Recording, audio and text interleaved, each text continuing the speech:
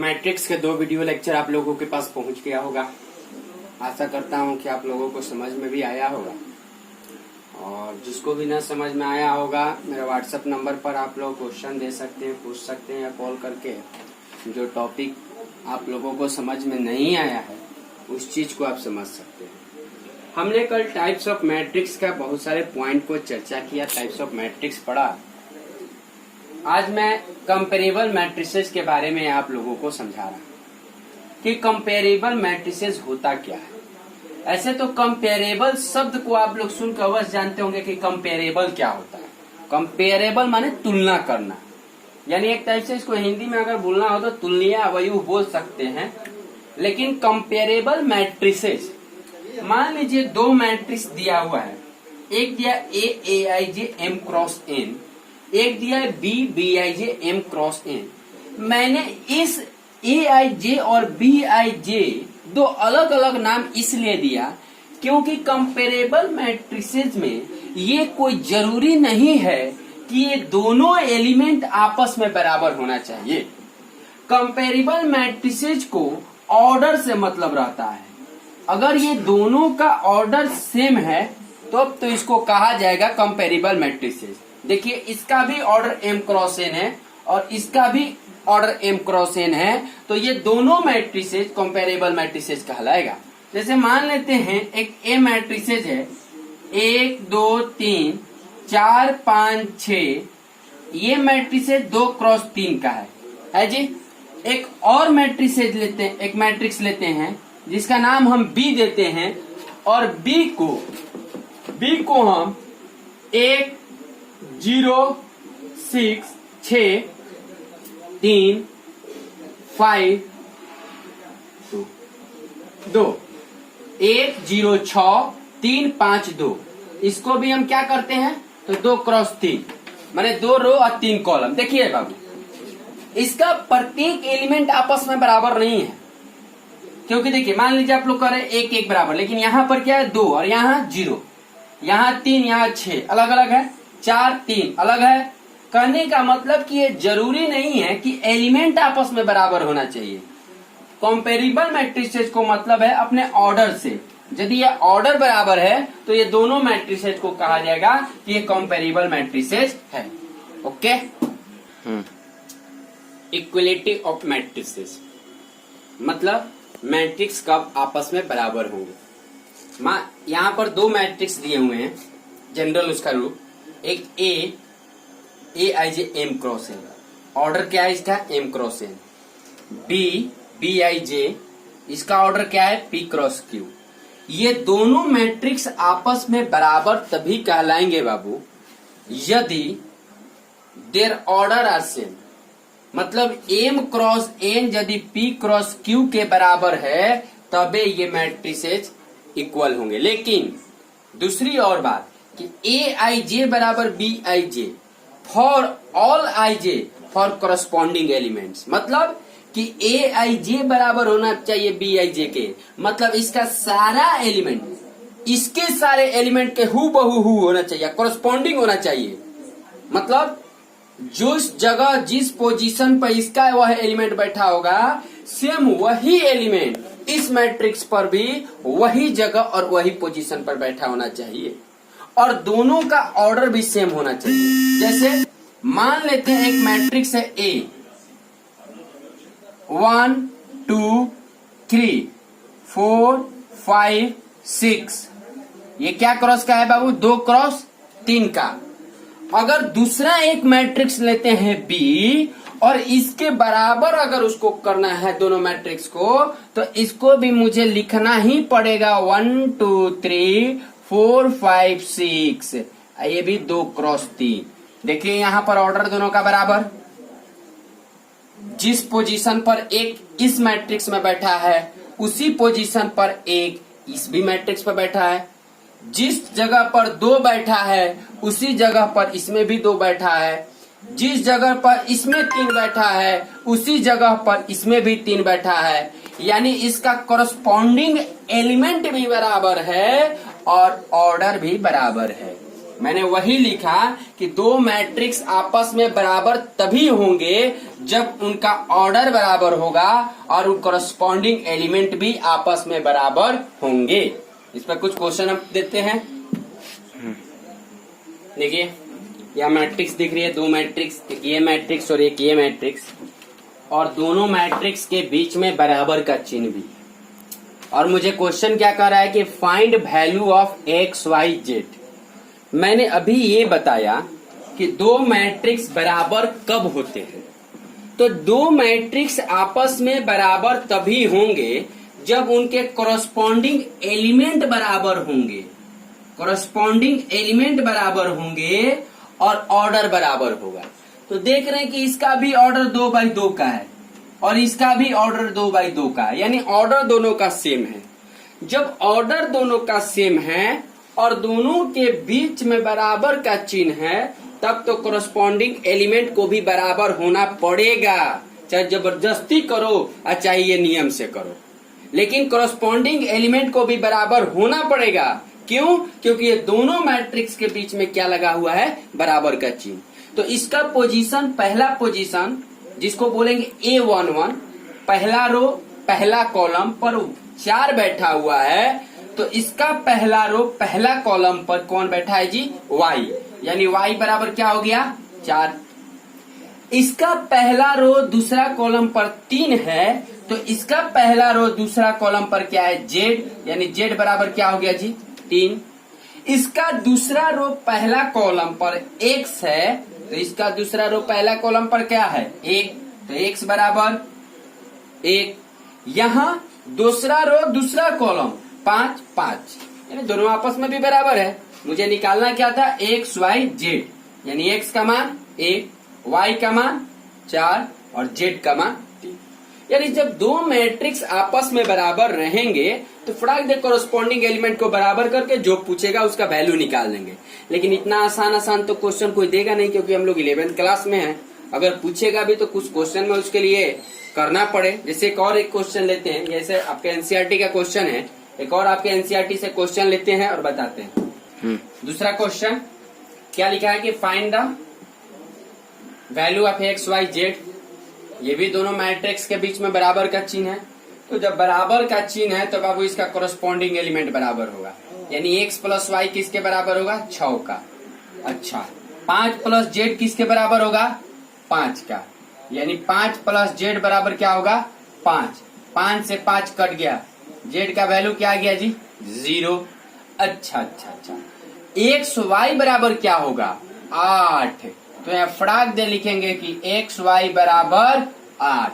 अब मुझे 2 unknown term है यहाँ पर, कौन, x और y। एक काम करते हैं, यहाँ पर हम y बराबर 8/x कर देते हैं। जब मैंने यहाँ पर y बराबर 8/x कर दिया, तो यहाँ पर हम लिखने का कोशिश कर रहे हैं x प्लस 8/x बराबर क्या, 6। फिर मैंने यहाँ पर एलसीएम ले लिया, और एलसीएम लेते ही x हुआ, यहाँ 6 हुआ, यहाँ x स्क्वायर प्लस क्या हो गया जी, 8। जब क्रॉस मल्टीप्लीकेशन कर रहे हैं तो x स्क्वायर प्लस 8 बराबर कितना, 6x। ठीक है, मैं थोड़ा सा इसको अंडरलाइन कर दे रहा हूं ताकि ये चीज को प्रोसेस हम उधर कर सके। फिर मैंने x square minus 6x plus 8 बराबर क्या कर दिया, 0। अब लीनियर इक्वेशन फैक्टराइज सबको आता होगा, तो फैक्टराइज कैसे करेंगे इसको, तो मैं एक काम कर रहा हूं, इसको मैं फैक्टराइज जैसे आप लोगों को कर लेंगे ही, मैं भी कर दे रहा हूं। यहाँ पर कितना हो जाएगा, तो यहाँ पर x स्क्वायर माइनस 4x और माइनस 2x में तोड़ रहा हूँ, प्लस 8 बराबर 0 कर दे रहा हूँ यहाँ पर। तो मैं फिर यहाँ ले रहा हूँ, तो x कॉमन ले लिया, x माइनस 4 और माइनस 2 कॉमन, तो x माइनस 4 बराबर 0। तो यहाँ हो जाएगा x minus 4 into x minus 2 बराबर 0। तो यहाँ से x माइनस 4 बराबर 0 और x माइनस 2 बराबर 0। तो यहाँ से वैल्यू आ गया x का 4 और फिर x का वैल्यू कितना आ गया, 2। x का यहाँ मान कितना आया 2, एक 4 आया और एक 2 आया। तो यहाँ हम y बराबर 8/x यानी 8/4 तो कितना हो गया जी 2। ठीक है, अगर हम y बराबर 8/x तो 8/2 तो कितना माना गया 4, यानी जब x का मान 4 है तो y का मान क्या है जी, लास्ट में आप कहो हैंस x बराबर 4, y बराबर 2 और z बराबर क्या 0, या फिर को x बराबर जब 2 तो y बराबर 4 और z बराबर, z तो दोनों केस में 0 है 0। अगर चेक करना हो तो आप यहाँ पर लीजिए ना जी, 4 + 2 6 के बराबर है। यहाँ 4 और 2 तो 4 दुनिया के भी है। अगर 2 4 भी लेते हैं तो 2 + 4 6, यहाँ 2 4 8। क्लियर बात है। तो जब x का मान 4 तो y 2 0, यानी x का मान 2 आया 4 2, तो y का भी 2 मान आया 2 और 4। लेकिन याद रहे जब x 4 लीजिएगा तो y 4 मत ले लीजिएगा, क्योंकि यदि x 4 और y 4 आप यहाँ लिखिएगा तो 4 + 4 कितना हो गया 8, जो कि महा गलत हो गया। तो जब x 4 है तो y क्या होगा 2 और z 0। क्लियर बात। अब मुझे लगता है कि आप इक्वलिटी ऑफ मैट्रिसेज को भली बात समझ गए होंगे। एनसीईआरटी से बनाने का कोशिश कीजिएगा आप लोग। अब मैं नेक्स्ट टॉपिक चालू करता हूँ, एडिशन ऑफ मैट्रिसेज में कैसे दो मैट्रिक्स को ऐड करेंगे, प्रॉपर्टी पर कुछ चलते हैं, इसके बाद हम कुछ आगे। चलिए मैं एक क्वेश्चन और एनसीईआरटी का सोचे थोड़ा सा इम्पोर्टेंट भी है और थोड़ा सा लॉजिकल भी है। परम्यूटेशन कॉम्बिनेशन आप लोग पढ़े होंगे 11th क्लास में, थोड़ा उसका यूज करके बताते हैं। और उसका कि the number of all the possible matrices of order 3x3 with each entry 0 और 1 कह रहा है कि 3x3 ऑर्डर के कितने मैट्रिक्स आप बना सकते हैं यदि प्रत्येक का एंट्री या तो 0 से हो या तो 1 से हो। प्रत्येक का एंट्री कितने से हो 0 से 1। पहले ये बात है कि 3x3 ऑर्डर का यदि आपको मैट्रिक्स बनाना है तो नंबर ऑफ एलिमेंट क्या होंगे। यदि ऑर्डर बाबू आपके पास 3x3 है तो नंबर ऑफ एलिमेंट जो होंगे, नंबर ऑफ जो एलिमेंट होंगे आपके पास 9 होंगे। 9 एलिमेंट होंगे, यानी कुछ ऐसे 1 2 3 4 5 6 7 8 9। अब बताइए इस जगह को, परम्यूटेशन कॉम्बिनेशन वाला लॉजिक लगाते हैं थोड़ा हम। इस जगह को भरने का तरीका मेरे पास 2 है, या तो आप 0 से भर सकते हैं इसको, या तो 1 से भर सकते हैं। किसी को माने 0 से स्टार्ट करना है तो कोई तो कहेगा 1 से भी कर सकते हैं, यानी इसको भरने का तरीका क्या है 2। तो बाबू इस जगह को भी तो भरने का तरीका 2 है, तो फिर इसको भी तो भरने का तरीका 2 है, फिर इसको भी भरने का 2, इसको भी भरने का तरीका 2 2 2 2 2 2। यानी कहने का ई मतलब है कि आपके पास 8 गो खाना है। 1 2 3 4 5 6 7 1 2 3 4 5 6 7 8 9 खाना है। सॉरी 1 2 3 4 5 6 माने जितने एलिमेंट होंगे उतने खाना होंगे। और प्रत्येक ब्लॉक को भरने का तरीका कितना है 2 2 2 2 2 2 2 2 2, यानी 2 के पावर कितना 9। परम्यूटेशन कॉम्बिनेशन मैं आप पूरा डिस्क्राइब से नहीं बताऊंगा। 2 के पावर 9, तो 2 के पावर 9 माने कितना 512। यानी हमारे पास अगर 3x3 ऑर्डर का मैट्रिक्स बनाना है और 0 या 1 से एंट्री करना है तो टोटल नंबर ऑफ जो पॉसिबल मैट्रिसेज होंगे वो कितने होंगे 512। ओके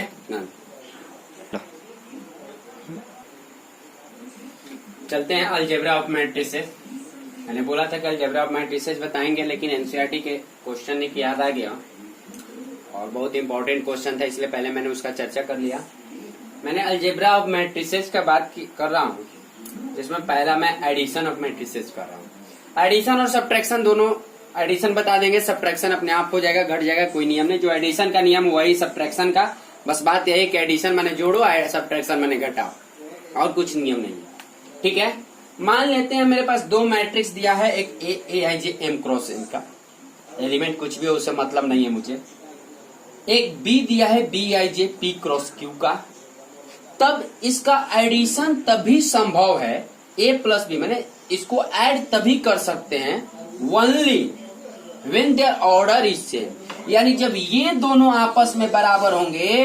दैट इज, कहने का मतलब ये है कि that is M cross N बराबर यदि P क्रॉस Q है, मतलब जितना रो उतना ही रो इसका, जितना कॉलम उतना ही कॉलम, यानी जब ये ऑर्डर बराबर होगा तबे ये दोनों को आप जोड़ सकते हैं चाहे घटा सकते हैं। अब मैं एडिशन बता दूं, तब सब्ट्रैक्शन में नहीं समझ रहा हूं मैं, दोनों के लिए यही नियम है, एडिशन के लिए भी यही और सब्ट्रैक्शन के लिए भी यही। जैसे मैं एक बात करता हूं, ठीक है, जैसे मान लीजिए मैं एक एग्जांपल लेता हूं, A बराबर 1 2 3 4 5 6, कितने क्रॉस का है? 2 क्रॉस 3 का। एक है B है, B को मैं लेता हूं 0 4 5 6 7 8, ले लिया मैंने। अब मुझे A प्लस B करना है, दोनों को जोड़ना है, तो सबसे पहले हम ये देखेंगे, सबसे पहले मुझे ये देखना है कि क्या ये दोनों का ऑर्डर बराबर है या नहीं। तो मैंने देखा कि इसमें भी भाई 2 रो है, इसमें भी 2 रो है, माने ये बराबर है। इसमें कॉलम कितना है? 3, इसमें कितना कॉलम है भाई? तो 3 ही कॉलम है, यानी 2/3 का वो भी 2/3 का वो भी। तो फट दे कॉरस्पॉन्डिंग एलिमेंट को ऐड करेंगे। कॉरस्पॉन्डिंग का मतलब क्या? पोजीशन। 1 तो यहाँ 0, ये 2 तो 4। अब ये ना कि 1 को जोड़ने लगिएगा 4 से या 2 को जोड़ने लगिएगा 0 से ना। पहला पोजीशन A11, मालूम होगा, इसको कहते हैं A11 पहला रो पहला कॉलम, इसको कहते हैं A12 पहला रो दूसरा कॉलम। ठीक है, ध्यान रहे ये सब बात। तो 1 में 0 को जोड़ेंगे तो क्या हो जाएगा? अच्छा 1 मिनट लिख लेते हैं, ऐसे लिखने की कोई जरूरत नहीं है। 1 0 ये लिखने की कोई जरूरत नहीं है। 2 plus 4, 3 plus 5, 4 plus 6, 5 plus 7, 6 plus 8, कितने क्रॉस का है बाबू? 2 क्रॉस 3 का। अब आते हैं यहाँ पर, 1 प्लस 0 कितना होता है? 1, 2 प्लस 4 कितना? 6, 3 प्लस 5 कितना? 8, 6 प्लस 4 कितना? 10, 5 प्लस 7 कितना? 12, 6 प्लस 8 कितना? 14। यानी ऑर्डर क्या हो गया? 2 क्रॉस 3 का। यानी कहने का मतलब कि एडिशन हो चाहे सब्ट्रैक्शन हो तभी होगा जब उनका ऑर्डर सेम होगा। और जोड़ना है तो जोड़ो, घटाना है तो घटाओ, कोई दिक्कत नहीं। That's all. Algebra of matrices, second topic बात करते हैं निगेटिव ऑफ मैट्रिक्स। मान लेते हैं कोई मैट्रिक्स दिया है A बराबर AIJ M क्रॉस N का, ठीक है। अब मुझे इसका निगेटिव लिखना है, तो इट्स निगेटिव हो जो होगा, इट्स निगेटिव इज -A, और -A का मतलब ये हो गया कि इस मैट्रिक्स के सारे एलिमेंट में, ये सारे एलिमेंट में माइनस से गुना कर दें, तो -AIJ M क्रॉस N। जैसे मान लेते हैं A बराबर है 1 2 3 0 -5 6 -7 3 -2, ये कोई मैट्रिक्स हो गया। और मुझे इसका निगेटिव निकालना है, तो निगेटिव का मतलब ये हुआ कि इसके जितने सारे एलिमेंट 9 हैं एलिमेंट, इस 9 एलिमेंट में माइनस से गुना कर दो। तो माइनस से गुना करते हैं यदि, तो -A बराबर -1 -2 -3 0 5 माइनस माइनस प्लस -6, फिर माइनस माइनस +7 -3 और +2, ये हुआ 3/3 का। यानी निगेटिव ऑफ मैट्रिक्स कहने का मतलब ये है कि कुछ करना नहीं है, जो भी मैट्रिक्स दिया हुआ है उस मैट्रिक्स के सारे एलिमेंट को माइनस से गुना कर दे। और माइनस से गुना करने का मतलब ये हुआ कि जहां प्लस है वहां माइनस कर दो, जहां माइनस दिया है वहां प्लस कर दो। Okay. Difference of two matrices, मैंने दो मैट्रिक्स को कैसे हम डिफरेंस करेंगे, कैसे सब्ट्रैक्ट करेंगे, कोई दिक्कत नहीं। जो एडिशन है वही सब्ट्रैक्शन का होगा। एडिशन में भी मालूम है कि जब दोनों का ऑर्डर सेम है तो एडिशन करेंगे। सब्ट्रैक्शन भी वही है कि जब दोनों का ऑर्डर सेम रहेगा तब सब्ट्रैक्ट करेंगे। ठीक है, तो मैं एक एग्जांपल से लेता हूं। बस ये अंतर इतना ही का है कि इसमें घटाना रहता है और एडिशन में जोड़ना रहता है। जैसे मान लीजिए ए बराबर दिया है 1 2 3 4 5 6 और बी बराबर दिया है -3 2 1 0 3 4। तो मुझे अगर सब्ट्रैक्ट करना है a माइनस बी तो क्या करेंगे जी? 1 minus -3 2 minus 2 3 minus 1 4 minus 0 5 minus 3 और 6 माइनस 4। क्लियर बात है? अरे डिफरेंस का मतलब ये बस ऑर्डर सेम होने से मतलब है मुझे। 2/3 ये भी है, 2/3 ये भी है। क्लियर बात? अब a माइनस बी क्या हो जाएगा? यहां पर सब्ट्रैक्ट ही ना करना है, माइनस माइनस प्लस 1 + 3 4 2 में से 2 गया 0 3 में से 1 गया 2 4 में से 0 गया 4 5 में से 3 गया 2 6 में से 4 गया 2। कितना हो गया जी? 2 × 3 का। क्लियर बात है? डिफरेंस ऑफ टू मैट्रिसेस का मतलब है केवल घटा देना और कुछ भी नहीं।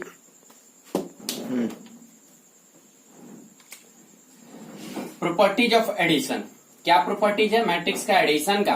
प्रॉपर्टीज ऑफ एडिशन, मैट्रिक्स का एडिशन का, किसका एडिशन? मैट्रिक्स का क्या प्रॉपर्टीज है? तो सबसे पहला है कि इट ऑलवेज कॉम्यूटेटिव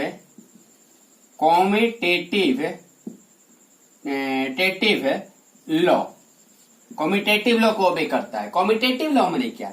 जैसे मान लेते हैं कोई मैट्रिक्स ए है aij m × n का, कोई बी है bij m × n का, और मुझे ये दोनों को ऐड करना है तो ए में बी को जोड़ो या फिर बी में ए को जोड़ो, कोई दिक्कत नहीं, आंसर बराबर रहेगा। जैसे एग्जांपल लेते हैं, मान लीजिए बाबू कि ए बराबर है 1 2 3 4 और बी बराबर है 0 6 7 8।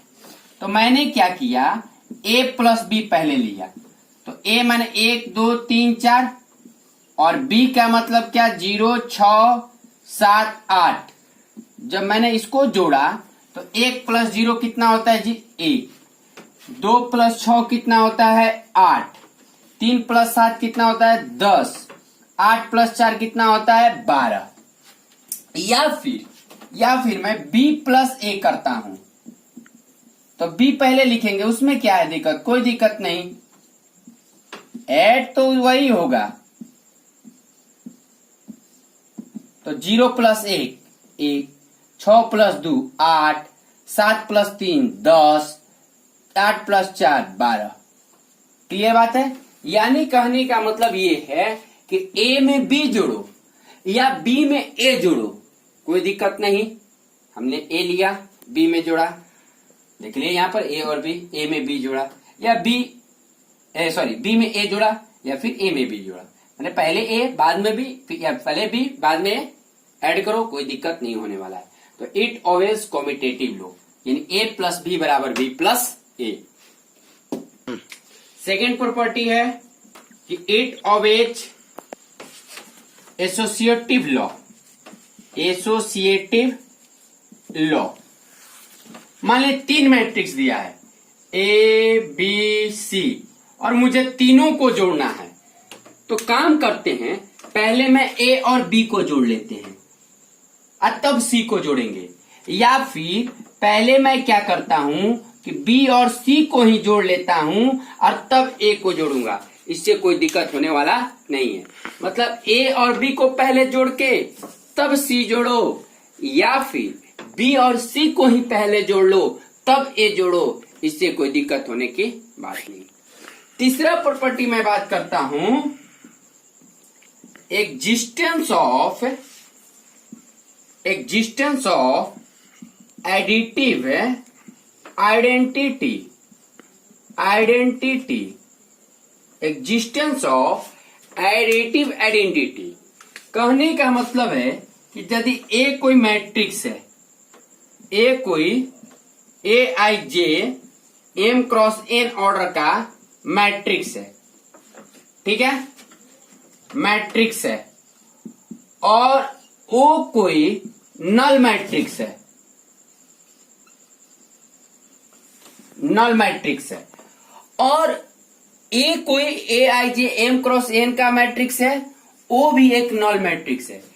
जो O का जो ऑर्डर होगा वही होगा जो A मैट्रिक्स का है। फिर से मैं बोलता हूं कि एग्जिस्टेंस ऑफ एडिटिव आइडेंटिटी में एक मैट्रिक्स होता है और एक नल मैट्रिक्स होता है, और नल मैट्रिक्स का ऑर्डर वही होगा जो ये मैट्रिक्स दिया हुआ है उसका है। तब मैट्रिक्स को जोड़ते हैं एग्जिस्टेंस ऑफ आइडेंटिटी। ये क्या है? ये एक कोई मैट्रिक्स है, ये क्या है? नल मैट्रिक्स है। तो किसी मैट्रिक्स में नल मैट्रिक्स को ऐड करो या नल मैट्रिक्स में कोई मैट्रिक्स को ऐड करो, रिजल्ट वही मैट्रिक्स होगा। मतलब जीरो में सिंपल सा रूप समझिए ना जी, जीरो में एक जोड़िए चाहे एक में जीरो जोड़िए, रिजल्ट एक ही ना आएगा। तो उसी तरह से नल मैट्रिक्स में ए को जोड़िए किसी ए मैट्रिक्स को, या नले मैट्रिक्स को किसी ए मैट्रिक्स में जोड़िए तो रिजल्ट ए मैट्रिक्स होगा। Next property, existence of additive inverse. बाबू मान लेते हैं for any matrix A M cross N, ठीक है, और इस मैट्रिक्स का, दिए हुए ही मैट्रिक्स का निगेटिव याद निकालते हैं। इट्स निगेटिव क्या हो जाएगा? इट्स निगेटिव मैट्रिक्स क्या कहेंगे? -A। अभी पढ़े हम लोग। तो कहने का मतलब ये है कि किसी मैट्रिक्स में उसके निगेटिव मैट्रिक्स को जोड़िए या निगेटिव मैट्रिक्स को उसके ओरिजिनल मैट्रिक्स में जोड़िए, रिजल्ट आएगा बाबू यानी नल मैट्रिक्स। रिजल्ट क्या होगा? Null matrix. कहने का मतलब 5 में से 5 घटाइए तो 0 होगा, या -5 में 5 जोड़िए 0 होगा। तो ए में उसके ही निगेटिव मैट्रिक्स को जोड़िए, चाहे निगेटिव मैट्रिक्स में उसके ओरिजिनल मैट्रिक्स को जोड़िए, 0 रिजल्ट क्या देगा? Null matrix. अच्छा, इस नल मैट्रिक्स का ऑर्डर क्या होगा जी? तो इसका ऑर्डर यही होगा जो ए का ऑर्डर है, यानी इसका भी जो ऑर्डर होगा इस नल मैट्रिक्स का M क्रॉस N ही होगा। तो यही है existence of additive inverse. Cancellation law. तो हम ये कह सकते हैं कि कैंसिलेशन लॉ भी it is also possible. Cancellation law भी पॉसिबल है। कहने का मतलब क्या जी, कि मान लेते हैं कि कोई मैट्रिक्स है, 3 गो मैट्रिक्स है, AIJ M cross N, BIJ M cross N और CIJ M क्रॉस N, ठीक है। अब ऐसा काम करते हैं कि A प्लस B बराबर B प्लस C यदि दिया हुआ है ऐसा, तो यहां पर हम इस B को और इस B को कैंसल करके ये कह सकते हैं कि मैट्रिक्स A और मैट्रिक्स C भी आपस में बराबर है। यानी कि मैट्रिक्स एडिशन में कैंसिलेशन लॉ को भी ओबे करता है। यानी A प्लस B और B प्लस C यदि दोनों मैट्रिक्स दोनों का रिजल्ट आपस में बराबर है, तो ये तो हम क्लियर देख रहे हैं कि ये B और ये B दोनों सेम वही बी है, तो इस बी से इस बी को कैंसिल कर सकते हैं, इसमें कोई दिक्कत नहीं। तो इधर कौन बच गया ए और उधर कौन बच गया सी, यानी मैट्रिक्स ए और मैट्रिक्स सी दोनों आपस में क्या है, बराबर है। स्केलर मल्टीप्लीकेशन, स्केलर माने कोई कांस्टेंट से मल्टीप्लाई करना हो। यदि if any scalar is multiplied to matrix then it is multiplied to every element of it. किसी मैट्रिक्स में यदि स्केलर को मल्टीप्लाई करना है तो इसका मतलब ये ही कि उसके प्रत्येक एलिमेंट में उससे मल्टीप्लाई कर दीजिए। जैसे जैसे देखिए, जैसे मान लेते हैं के ए है, ठीक है, तो के ए का मतलब के ए आई जे, हाँ एक सिंपल लेते हैं, जैसे कोई मैट्रिक्स ए बराबर ए I J M cross N है, ठीक है, एम क्रॉस एन का है, तो इसमें मल्टीप्लाई करने का मतलब ये है कि इसके प्रत्येक एलिमेंट में मल्टीप्लाई कीजिए, प्रत्येक एलिमेंट में मल्टीप्लाई कीजिए, हर एलिमेंट में। अरे एक सिंपल सा एग्जांपल लेते हैं कि यदि मुझे ए बराबर दिया है 1 - 3 2 6 और कोई क्वेश्चन कह दिया कि 1/2 ए क्या होगा, यानी इस मैट्रिक्स ए में 1/2 से मल्टीप्लाई करना है, तो 1/2 ए जो होगा, अगर एक में 1/2 से गुना करेंगे तो 1/2, -3 में 1/2 से गुना करेंगे तो -3/2, 2 में 1/2 से गुना करेंगे तो 1, 6 में 1/2 से गुना करेंगे तो 3, और ऑर्डर वही होगा जो एक ऑर्डर होगा। एक ऑर्डर क्या है जी, 2/2, तो इसका भी ऑर्डर क्या है, 2/2। यानी स्केलर मल्टीप्लीकेशन करने का मतलब किसी मैट्रिक्स में उसके प्रत्येक एलिमेंट को मल्टीप्लाई कर देना। स्केलर मल्टीप्लीकेशन याद रहे कि किसी कांस्टेंट से मल्टीप्लाई आप कर रहे हैं, ये नहीं कि दो मैट्रिक्स को मल्टीप्लाई यहां कर रहे हैं हम। 1/2, 2, 3, -3, 4, किसी से भी मल्टीप्लाई करने का मतलब उसके प्रत्येक एलिमेंट में मल्टीप्लाई कर दीजिए। That's all clear.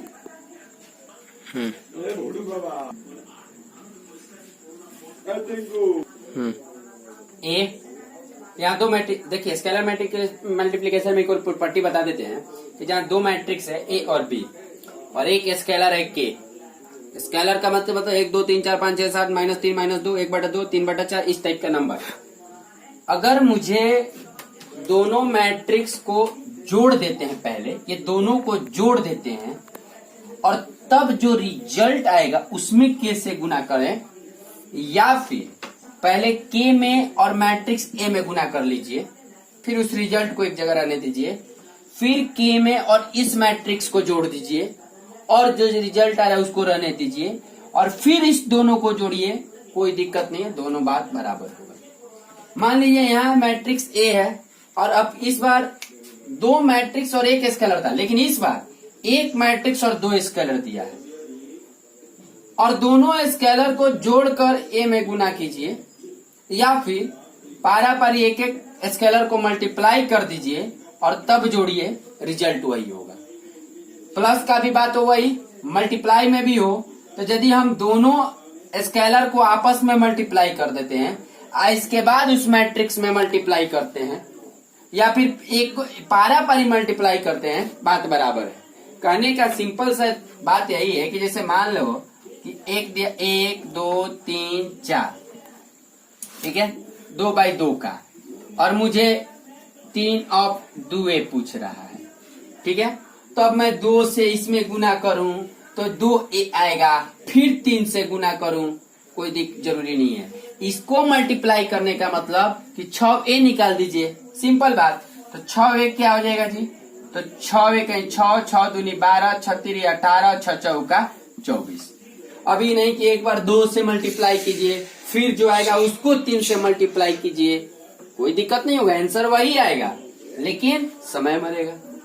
हम डायरेक्ट हम करेंगे क्या कि दोनों स्केलर को ही आपस में मल्टीप्लाई कर दिए और तब उस मैट्रिक्स में ले जाकर मल्टीप्लाई कर देंगे।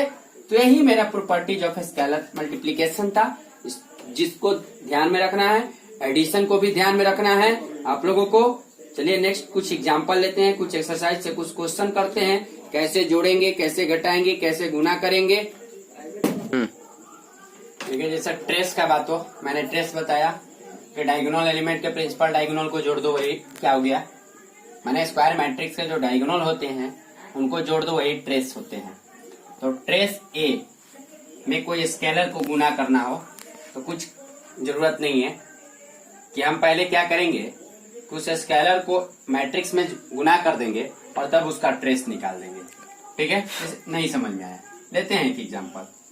1 2 3 4 5 6 7 8 9, बोलो तो बाबू ट्रेस ए क्या होगा? तो ट्रेस ए होगा 1 + 5 + 9, 9 5 14, एक क्या होगा 15। ठीक है, अब मुझे ये निकालना है कि 3 ट्रेस ए निकालना है।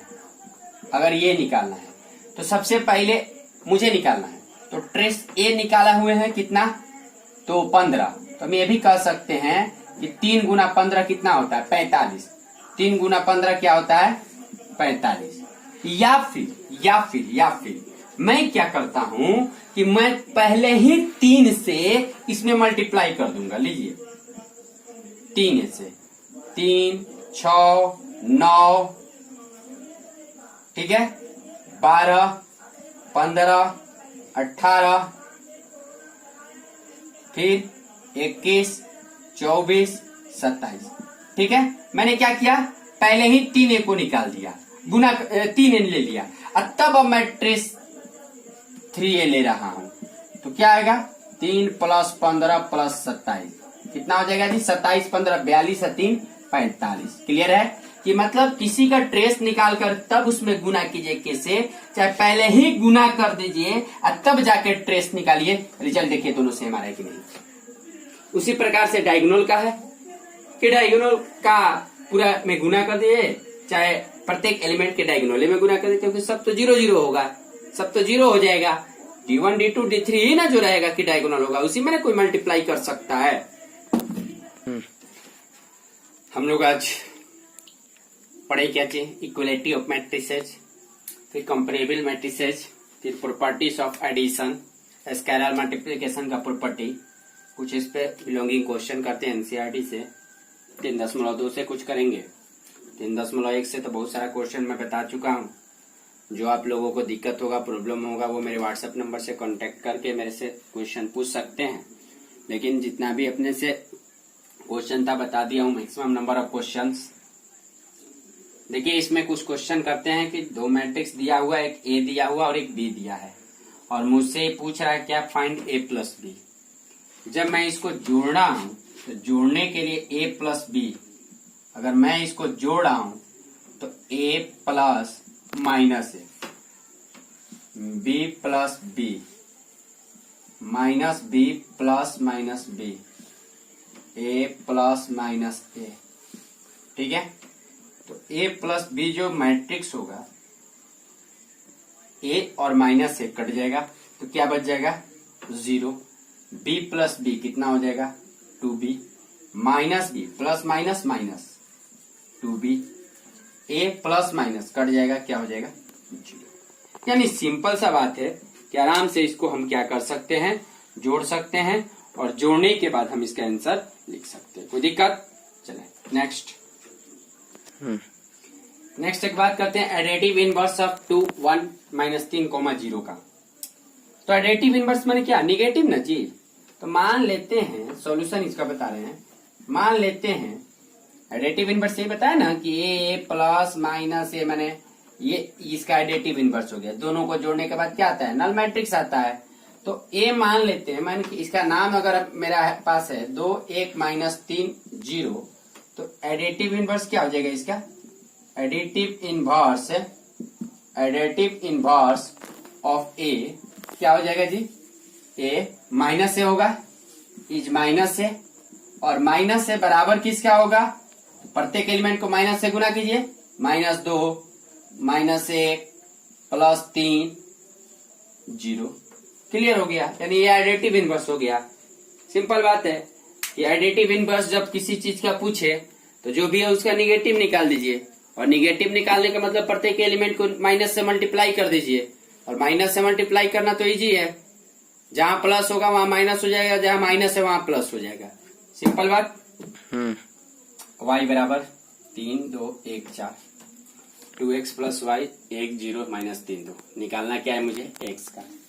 काम करते हैं, यदि मैं इसमें से इसको हटा देता हूं, ठीक है, क्या करूंगा, इसमें से इसको हटा देता हूं तो मेरे पास क्या बचेगा, केवल x से ना बचेगा, क्योंकि 2x plus Y 2x plus Y 2x plus Y और y का वैल्यू दिया क्या है जी, 3 2 1 4, यही ना, बराबर कितना 1 0 माइनस 3 2। क्लियर बात है कि नहीं। तो जब ये उधर चल जाएगा 2x बराबर 1 0 माइनस 3 2 माइनस 3 2 1 4, तब 2x बराबर क्या हो जाएगा, 1 में से 3 गया माइनस 2, 0 में से 2 गया माइनस 2, माइनस 3 में से 1 गया माइनस 4, 2 में से माइनस 4 गया माइनस 2। तब x बराबर क्या हो जाएगा, इधर गुना में है तो उधर जाके भागा में, तो भागा में होने का मतलब ये है कि 1/2 होना, तो 1/2 होने का मतलब क्या है, -2 -2 -4 -2। इसका मतलब ये कि कट के कितना हो जाएगा, -1 -1 -2 -1। क्लियर बात है, और कोई दिक्कत, सिंपल सा बात है।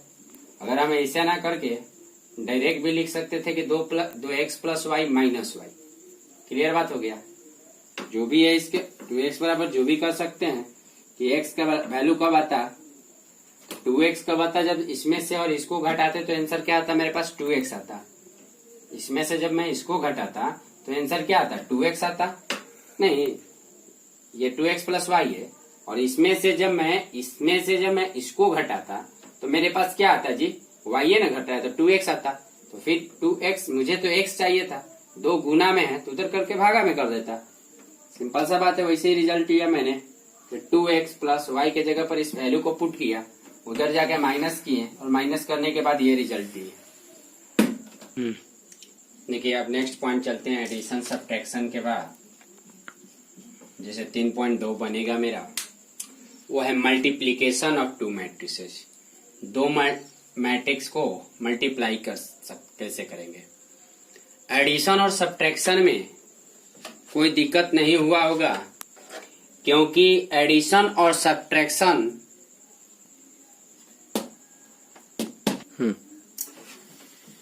दो मैट्रिक्स का जो मल्टीप्लिकेशन है, अब हम लोग इसमें सीख रहे हैं, तो एडिशन और सब्ट्रैक्शन में थोड़ा सा आसान हो जाता है। लिगेशन जो है हार्ड होता है, और हार्ड ये होता है कि इसको ऑर्डर सेम से मतलब नहीं है। इसको मतलब है कि मान लीजिए जैसे लेट a बराबर a I J m cross n, क्या ऑर्डर हुआ जी, m क्रॉस n, और इसका ऑर्डर क्या हुआ, n क्रॉस p। ए भी तभी संभव है जब then a multiplication of a to b is possible है, ठीक है, that is ab is possible of order m cross p when number of column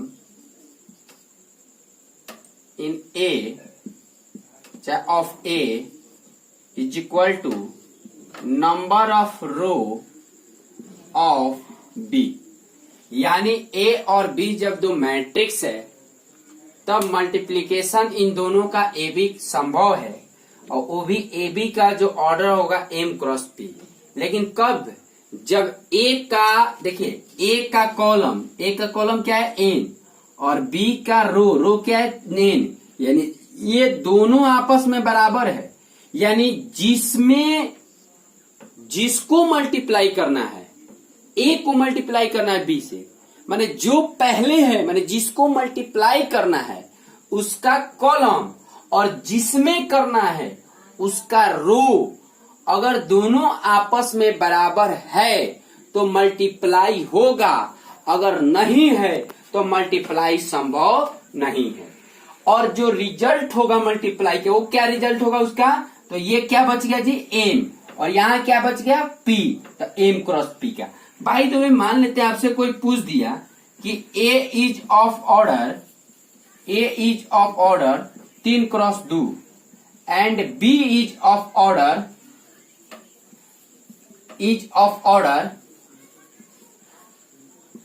3x2, तो क्या ए बी पॉसिबल है? Is A B possible? Is A B possible?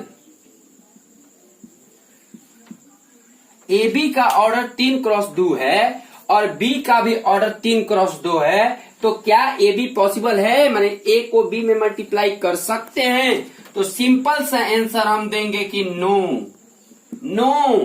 काहे कि ए का column की संख्या 2 है और बी का रो की संख्या 3 है, जो कि नहीं ऐसा होना चाहिए था। जितना ए का column, no, because number of column of A is not equal to number of row of B।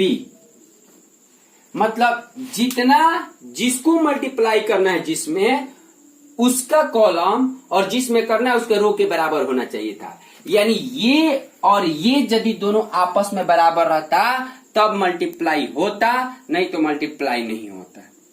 तो यहां तो ये दोनों बराबर नहीं है, ये कॉलम 2 है और रो 3 है। जब दोनों आपस में बराबरे नहीं है तो मल्टीप्लाई होगा कहां से? और मल्टीप्लाई कैसे करना है हमको?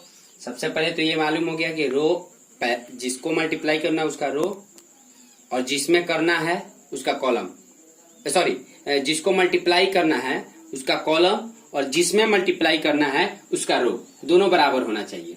और मल्टीप्लाई करने का मेथड क्या है जी? तो मल्टीप्लाई रो इनटू कॉलम, माने रो को कॉलम में मल्टीप्लाई करो। जैसे कि एग्जांपल लेते हैं, बहुत सुंदर एग्जांपल लेंगे और एग्जांपल लेके हम बता रहे हैं, सब क्लियर कर देते हैं। जितना भी डाउट है वो सब क्लियर करेंगे। देखिए जैसे मान लेते हैं क्वेश्चन में है ए बराबर, मान लीजिए ए बराबर 3 - 1,4 और 2 3 1, केसीसी ना बुक का है क्वेश्चन ये। और एक बी है 1 3 4 2 1 0 -3 2 3, ठीक है। अब पूछ रहा है कि ए बी क्या होगा? ए बी क्या होगा? सबसे पहले हम ये देख रहे हैं कि ए का ऑर्डर क्या है जी? 2x3, very good. और बी का ऑर्डर क्या है? 3x3। मुझे अब मिलाना है कि ए का कॉलम कौन है? ये। ए का रो कौन है? ये दोनों को मिलाना है। ये ना कि अब इसका भी कॉलम और उसका भी कॉलम, ना, पहला का कॉलम दूसरा का रो। माने जिसको मल्टीप्लाई करना है, देखिए ए को मल्टीप्लाई करना है किस में? बी में। ए को मल्टीप्लाई करना है किस में? बी में। तो ए का रो कॉलम और बी का रो दोनों आपस में बराबर आ गया, ए बी पॉसिबल है। ए बी इज पॉसिबल, माने मल्टीप्लाई पॉसिबल है। ऑफ ऑर्डर, ऑर्डर क्या होना चाहिए? तो क्या बचा जी? इसका 2 और इसका 3, यानी 2x3 का ही होगा। ये 3 और ये 3 कौन नहीं, ये 2 और ये 3, माने 2x3 का मल्टीप्लाई पॉसिबल है।